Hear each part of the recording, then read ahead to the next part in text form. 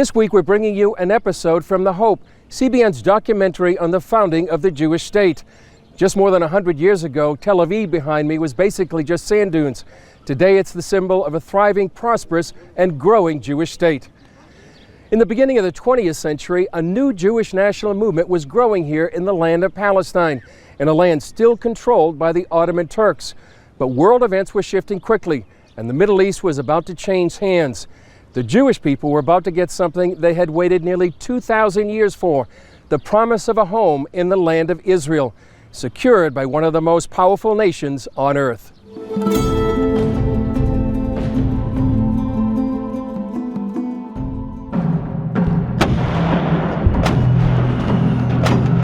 At the height of World War I, Great Britain faced a critical shortage of acetone, the chemical needed to create the explosive in artillery cartridges. American shipments were cut off by German U-boats. And without acetone, British troops couldn't fire their guns, a big problem in the middle of a war. A young man named Winston Churchill was in charge of the British Navy, and he had heard about a chemist in Manchester who could help. The chemist later wrote about their first meeting. Mr. Churchill, then a much younger man, was brisk, fascinating, charming, and energetic. Among his first words were, "Well, doctor, we need 30,000 tons of acetone. Can you make it?" I was so terrified by this lordly request that I almost turned tail. Instead, the chemist went to work. He had already invented a way to create acetone by fermenting grains, potatoes, and even chestnuts. So he worked day and night to reproduce it in mass quantities. And soon, the British were producing 90,000 gallons a year in breweries and distilleries commandeered by the government. The chemist who saved the British Army was a Jewish man named Chaim Weizmann, a Zionist leader who would one day become the first president of the State of Israel. Weizmann was born in 1874 in the Russian village of Motol. He was one of 15 children from an Orthodox Jewish family, and one of 9 who made it all the way through university. In Russia, the Jews couldn't go to universities. So high education for Jews, it was something that impossible. So if you want to remain Jew, but in a better condition, you have one direction, west. Like Chaim Weizmann, he went to Germany to learn science.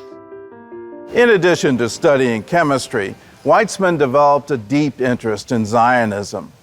Every year, he came to Basel to attend the Zionist Congress.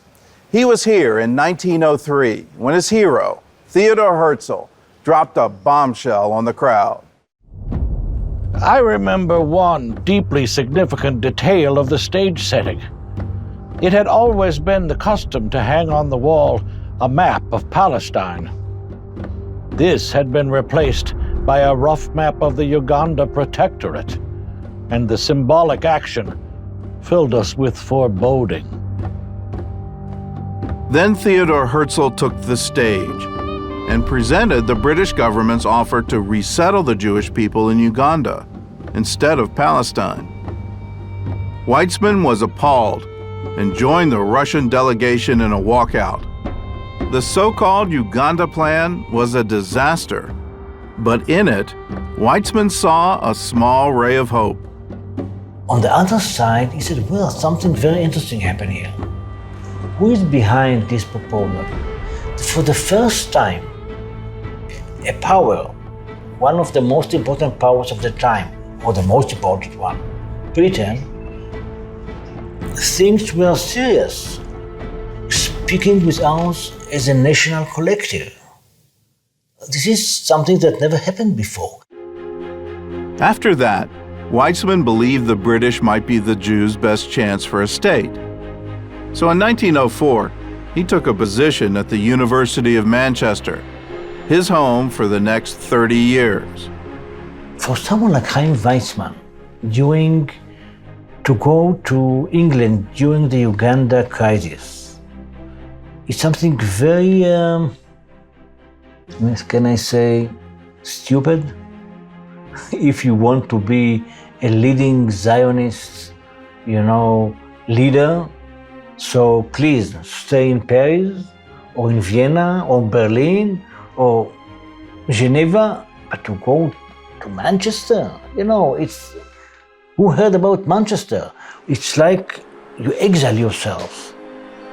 Especially someone like Weizmann, who wanted to be a Zionist leader. And this is what he wanted to be. He didn't want to be a big scientist.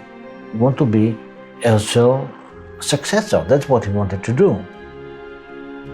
As it turned out, Manchester was the place where Weizmann would make one of his most important friendships, the former British Prime Minister, Lord Arthur Balfour. In 1906, Lord Balfour was campaigning in Manchester, and a friend introduced him to Chaim Weizmann.